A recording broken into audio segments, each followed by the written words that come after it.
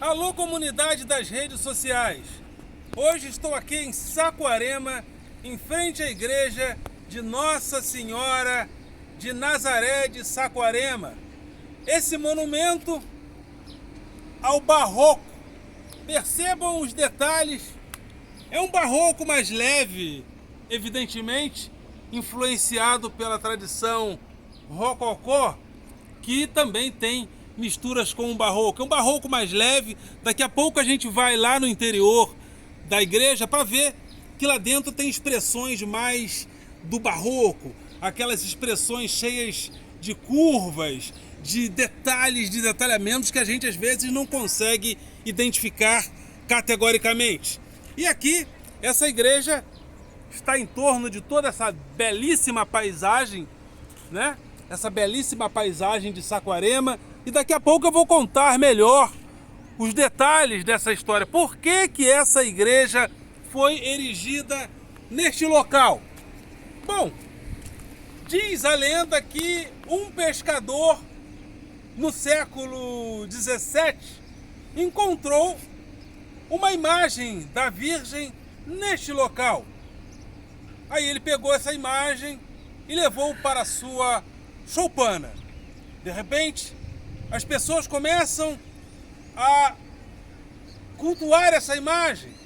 Essa imagem começa a ser cultuada neste local por causa dessa captura que o pescador faz em relação a essa imagem.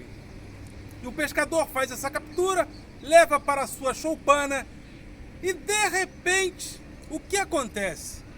Diariamente, a imagem, segundo a lenda, segundo diz o mito, eu não gosto muito da palavra lenda, mas da palavra mito, segundo a narrativa, a imagem vinha espontaneamente para cá. E o pescador vinha aqui e levava a imagem de volta para a choupana. E a imagem voltava para cá. E o pescador a levava para a choupana. E a estátua temia, ou seja, teimava em voltar para cá. E o pescador a levava para a choupana. Sabedores dessa incrível, sobre esses incríveis, sabedores desses incríveis acontecimentos supostamente milagrosos, as autoridades resolvem criar um monumento em torno da figura dessa imagem da Virgem, que viria a ser chamada de Nossa Senhora de Nazaré.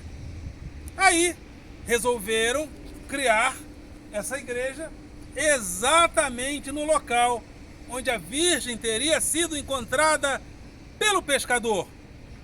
E o projeto começou a ser feito, a igreja começou a ser construída por volta do século 17 e só veio a ser concluída no século 19, evidentemente, com a influência de muitos homens ricos e nobres. Nobres, eu não gosto muito da palavra nobres, mas naquela época os ricos eram ricos porque se aproximavam da nobreza.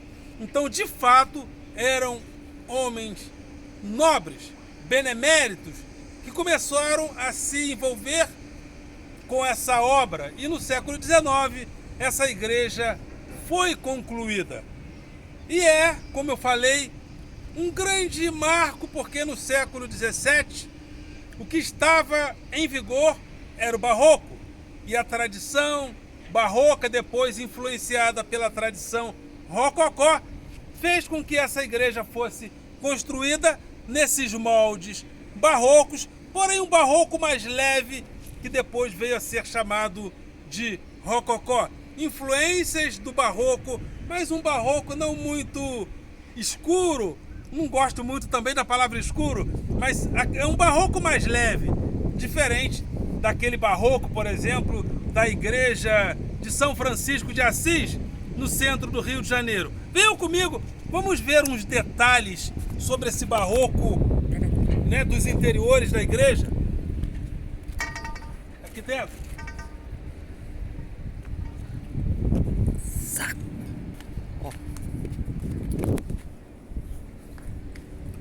Aqui vocês percebam os detalhes, né?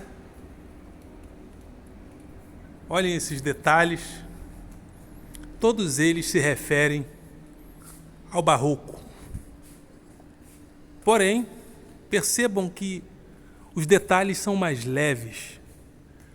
É um barroco mais leve, mais parecido com o que nós chamamos carinhosamente, o que a história da arte chama carinhosamente de rococó. Percebam, são muitos detalhes, né? O barroco é assim mesmo, são muitos detalhes. É diferente da tradição clássica, onde você tem contornos mais lineares.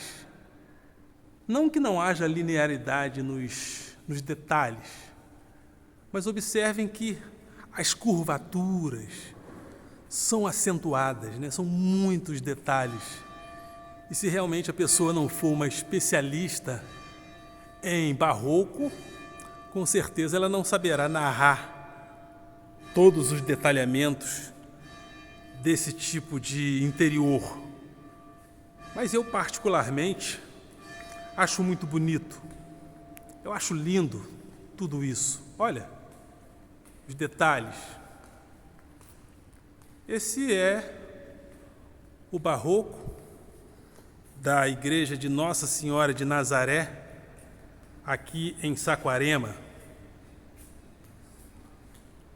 Né? Aqui um cachorrinho deitado aqui, logicamente que os devotos, ao virem para cá, dão a ele algumas comidas, com certeza, né? É isso aí, as informações a respeito dos procedimentos a serem realizados neste local. Então é isso aí, vamos aqui também observar mais sobre a paisagem deste local.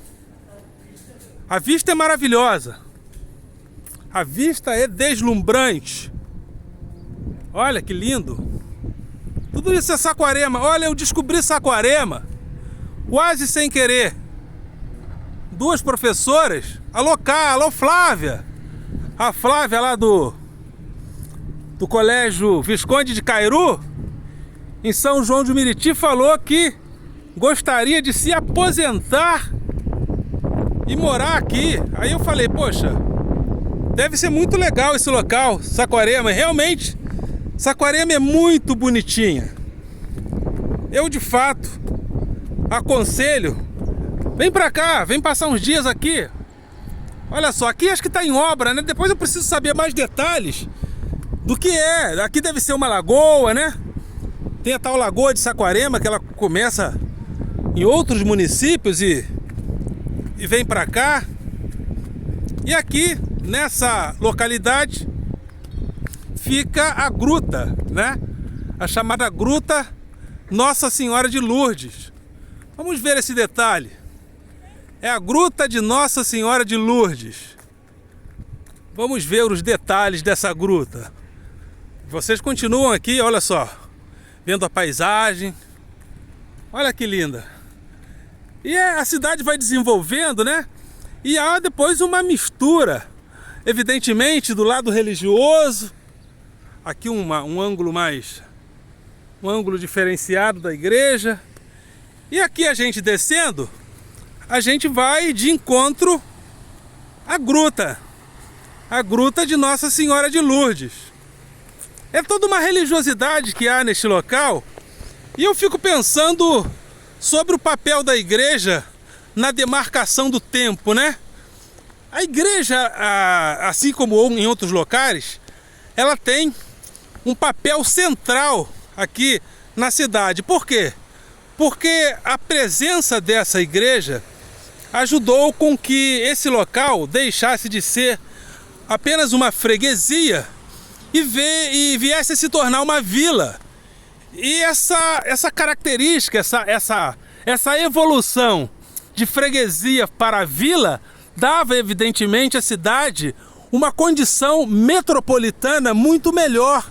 Então havia uma proximidade muito melhor entre a cidade e a coroa portuguesa por causa da igreja.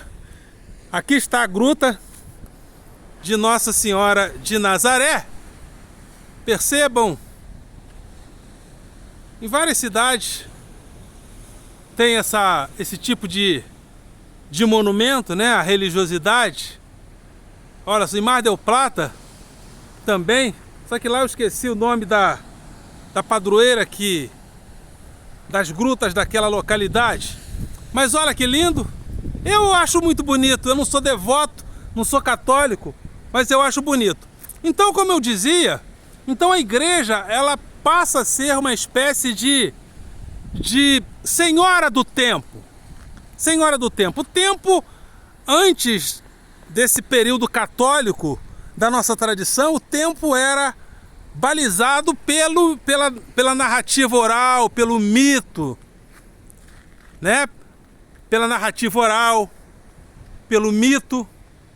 E de repente, a igreja se coloca como senhora do tempo, porque a igreja católica, sobretudo, ela institucionaliza a narrativa mítica, as tradições judaico-cristãs, as tradições greco-romanas são institucionalizadas em torno da igreja. E a igreja passa a ser uma espécie de senhora do tempo. Aí o que acontece? As igrejas começam a colocar aqueles sinos, né?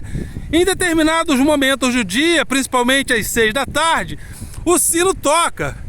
Isso significa que assim, a igreja, ela é senhora do tempo, porque ela teria a verdade da narrativa. E a verdade da narrativa estaria no mito. Então, se o mito é a narrativa correta, então a igreja é senhora do tempo. E o sino significa essa demarcação do tempo que a igreja teria a plenitude de controlar. Mas de repente vem a era industrial e o tempo começa a ser demarcado pelo funcionamento da indústria. Então o tempo começa a ser um tempo cronológico, né? Nesse período surgem as grandes companhias de relógio. O relógio começa a ser o demarcador do tempo, porque o tempo agora, o senhor do tempo é a indústria, ou melhor, a senhora do tempo agora é a indústria. Mas independente de tudo isso, essa igreja, ela é um símbolo de como o tempo é visto de maneiras diferenciadas através da história, né? A igreja, olha só, de Nossa Senhora de Nazaré. E essa igreja, ela deu origem ao primeiro Círio de Nazaré da nossa tradição. Existem vários Círios de Nazaré que são realizados no Brasil. E essa igreja, ela é a primeira do Brasil que infunde essa tradição do Círio de Nazaré. É a primeira. E no dia 8 de setembro tem os festejos, né? Porque a imagem que o pescador teria achado desce e há toda uma romaria pela cidade carregando essa imagem que o pescador teria achado. E essa tradição, ela é o segundo maior Círio de Nazaré do Brasil, só perde para o de Belém, né?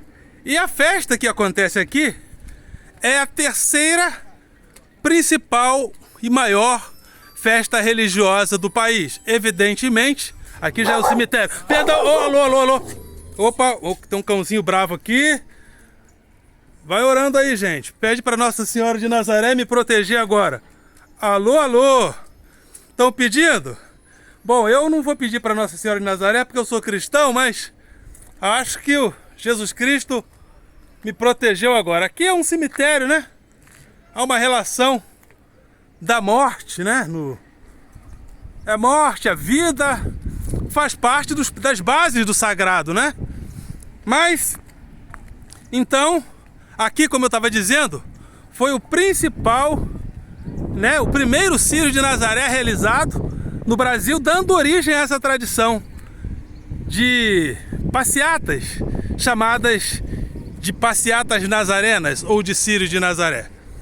Então, olhando para essa paisagem, a gente denota a importância, né? Porque essa igreja, ela está num local central.